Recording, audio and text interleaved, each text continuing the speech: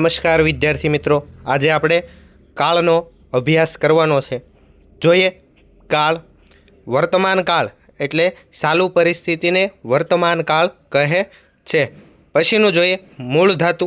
સંસ્કૃતમાં રહેલી દરેક ક્રિયાને મૂળ ધાતુ તરીકે ઓળખવામાં આવે છે. સર્વનામ કોને કહેવાય? તો કે નામની જગ્યાએ વપરાતા શબ્દને સર્વનામ કહે છે. હવે આવે છે પુરુષો. ઉત્તમ પુરુષ એટલે કે પહેલો પુરુષ. જ્યારે મારી વાત હોય ત્યારે ઉત્તમ પુરુષ વપરાય. બીજા નંબરનો આવે છે મધ્યમ પુરુષ. બીજો પુરુષ. તારી વાત હોય ત્યારે મધ્યમ પુરુષ વપરાય છે. અને પછી આવે છે અન્ય પુરુષ. અન્ય પુરુષ એટલે ત્રીજો પુરુષ. તેની વાત હોય ત્યારે અન્ય પુરુષ વપરાય છે. પછી આવે છે વચનો. એક વચન એટલે કે એક વ્યક્તિ, વસ્તુ, પદાર્થની વાત હોય ત્યારે એક વચન વપરાય છે. બીજા નંબરનું આવે છે દ્વિવચન. બે વ્યક્તિ, વસ્તુ, પદાર્થની વાત હોય ત્યારે દ્વિવચન વપરાય છે. અને બહુવચન. બેથી વધારે વસ્તુ, વ્યક્તિ, પદાર્થની વાત હોય ત્યારે બહુવચન વપરાય છે. પછી જોઈએ વર્તમાન કાળ, પરસ્મય પદ. પુરુષો એકવચન, દ્વિવચન અને બહુવચન. ઉત્તમ પુરુષ, મધ્યમ પુરુષ અને અન્ય પુરુષ. મી, વહ, મહ. અહમ, આવામ, વયમ. મધ્યમ પુરુષ સી, થહ, થ એટલે કે ત્વમ, યુવામ અને યુયમ. અન્ય પુરુષ તી, તહ, અંતિ. સ, તૌ, તે. નોંધ. અસ્મદ એટલે કે હું, યુષ્મદ એટલે તું ના રૂપો ત્રણેય લિંગમાં કેવા હોય છે? સમાન હોય છે. અસ્મદ હું અને યુષ્મદ તુંના રૂપો ત્રણેય લિંગો માટે સમાન બને છે. જ્યારે તદ એટલે કે તે ના રૂપો અલગ અલગ બને છે. ઉદાહરણ જોઈએ કે વર્તમાન કાળ, પરસ્મય પદ, અન્ય પુરુષ, બહુવચનનું રૂપ ઓળખાવો. હવે બોર્ડની પરીક્ષામાં આમ તમને વિકલ્પો આપેલા છે. 5 માર્ક છે એ કાળના છે, એટલે વિકલ્પો સાથે તમારે ઓળખાવાના રહેશે. બીજા નંબરનું છે વર્તમાન કાળ, પરસ્મય પદ, ઉત્તમ પુરુષ, બહુવચનનું રૂપ ઓળખાવો. એટલે એમાં આવશે મહ. એટલે જવાબ શું આવે છે? પઠા મહ. વર્તમાન કાળ, પરસ્મય પદ. તો એમાં મી, વહ, મહ, સી, થહ, થ, તી, તહ, અંતિ. પછી આવે છે વર્તમાન કાળ, આત્મનેપદ. ઈ, વહે, મહે, સે, ઇથે, દ્વે, તે, ઇતે, અંતે. પછી જોઈએ એનું ઉદાહરણ કે વર્તમાન કાળ, આત્મનેપદ, ઉત્તમ પુરુષ, એક વચનનું રૂપ ઓળખાવો. એમાં આવે લભે. બીજા નંબરનું આવે છે વર્તમાન કાળ, આત્મનેપદ, મધ્યમ પુરુષ, દ્વિવચનનું રૂપ ઓળખાવો. એમાં આવશે પઠે, થે. ત્રીજા નંબરનું આવે છે વર્તમાન કાળ, આત્મનેપદનું અન્ય પુરુષનું એક વચનનું રૂપ છે એ ઓળખાવાનું છે. તો મિત્રો આ તમારે કોમેન્ટ કરવાની છે કે એમાં જવાબ શું આવશે. હવે આવે છે વર્તમાન કાળ, પરસ્મય પદ. એનું પઠ ધાતુ. પઠ એટલે ભણવું. તો એક વચન, દ્વિવચન અને બહુવચન જો વર્તમાન કાળના પ્રત્યયો જ લાગે છે એમાં આપણે પઠ ધાતુ લીધું. એટલે પઠામી, પઠા વહ અને પઠા મહ. પઠ સી, પઠ થહ, પઠ થ, પઠતી, પઠતઃ અને પઠંતી. આવી જ રીતે બોર્ડની પરીક્ષામાં તમને રૂપો આપેલા છે, એમાંથી તમારે જે કાંઈ પુરુષો અને વચનો આપેલા હોય એમાંથી ઓળખી અને તમારે જવાબ લખવાનો થશે. હવે આવે છે વર્તમાન કાળ, આત્મનેપદ. એમાં આપણે લભ ધાતુ લેવાની છે. લભ એટલે મેળવવું. લભે, લભાવહે, લભામહે, લભસે, લભેથે, લભદ્વે, લભતે, લભેતે અને લભંતે.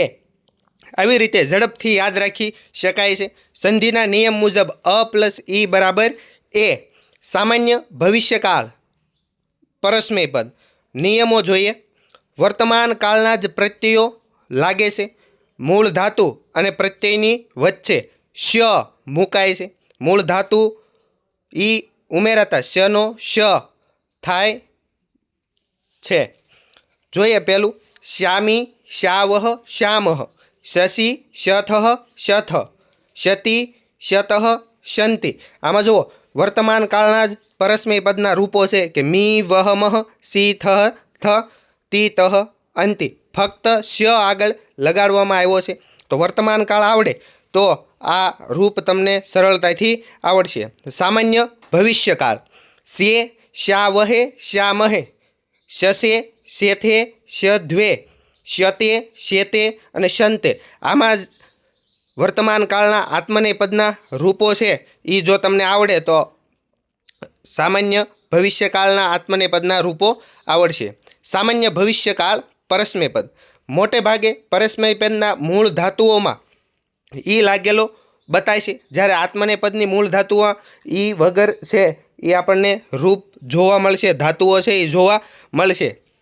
એમાં આપણે પઠ એટલે કે ભણવું અથવા તો વાંચવું એવું ધાતુ લઈ અને પછી કેવી રીતે બોર્ડની પરીક્ષામાં પૂછાય એ જોઈએ. પઠિષ્યામી, પઠિષ્યાવહ, પઠિષ્યામહ, પઠિષ્યસી, પઠિષ્યથઃ, પઠિષ્યથ, પઠિષ્યન્તિ, પઠિષ્યતઃ, પઠિષ્યન્તિ. તો આ મી વહમહ સી થ થ તી તહ અંતિ મુજબ જ છે, એમાં આપણે પઠ ધાતુ લીધેલું છે. હવે સામાન્ય ભવિષ્યકાળ આત્મનેપદના રૂપોમાં જોઈએ. લભ ધાતુ લય અને રૂપ જોઈએ તો કે લાસ્યે, લાસ્યાવહે, લાસ્યામહે, લાસ્યસે, લાસ્યદ્વે, લાસ્યતે, લાસ્યતે અને લાસ્યન્તે. ઉદાહરણો આપેલા છે કેટલાક, એને જોઈએ. સામાન્ય ભવિષ્યકાળ આત્મનેપદ ઉત્તમ પુરુષ એકવચનનું રૂપ જણાવો તો એમાં આવશે લાસ્યે. ભવિષ્યકાળ આત્મનેપદ ઉત્તમ પુરુષ અને એકવચનમાં આવશે લાસ્યે. બીજા નંબરનું ઉદાહરણ છે સામાન્ય ભવિષ્યકાળ પરસ્મૈપદ અન્ય પુરુષ દ્વિવચનનું રૂપ જણાવો, એમાં આવશે પઠિષ્ય તહ. એમાં તહવાળો છે એ તમારે કોષ્ટકમાં રૂપ જોવાનું છે. આજ્ઞાર્થકાળ પરસ્મૈપદ: હવે આ સહેલામાં સહેલો કોઈ હોય તો આજ્ઞાર્થકાળ છે અને પરીક્ષામાં પૂછાવાની 100% સંભાવના હોય તો એ આજ્ઞાર્થકાળના અન્ય પુરુષના રૂપમાંથી છે એ પૂછાય છે. તો એમાં જોઈએ આની, આવ, આમ, હી, તમ, ત, તું, તામ, અંતુ. એવી જ રીતે આજ્ઞાર્થકાળ આત્મનેપદ એ, આવહે, આમહે, સ્વ, ઇથામ, ધ્વમ, તામ, ઇતામ, અંતામ. હવે એવી જ રીતે વિધ્યર્થકાળ છે, એનો પરસ્મૈપદનું રૂપ છે એ જોઈએ. ઇયમ, ઇવ, ઇમ, ઇયહ, ઇતમ ને ઇત, ઇત, ઇતામ, ઇયુહ. જોઈએ નોંધ, વિદ્યાર્થકાળના પ્રત્યયોમાં ઈ લાગે છે. વિદ્યાર્થકાળ આત્મનેપદ ઇય, ઇવહી, ઇમહી, ઇથાહ, ઇથા, ઇયાથામ, ઇધ્વમ, ઇત, ઇયાતામ અને ઈરન. અન્ય પુરુષ છે એ પૂછાવાની ખૂબ શક્યતા છે, એટલે આજ્ઞાર્થકાળ અને વિદ્યાર્થકાળમાં અન્ય પુરુષ જ તમારે ખાસ કરવાના રહેશે. એમાંથી જ પરીક્ષામાં પૂછાય છે. જો આજ્ઞાર્થકાળ અને વિદ્યાર્થકાળ અન્ય પુરુષ બેયના મોસ્ટ આઈએમપી અન્ય પુરુષ છે. પરસ્મૈપદ તું, તામ, અંતુ. આત્મનેપદ તામ, ઇતામ, અંતામ. પરસ્મૈપદ ઇત, ઇતામ, ઇયુહ અને આત્મનેપદ ઇત, ઇયાતામ, ઈરન. આ એક કોષ્ટક કરી નાખો એટલે તમારા 5માંથી 5 માર્ક છે એ તમને મળી જશે. આભાર, થેન્ક યુ, ધન્યવાદ.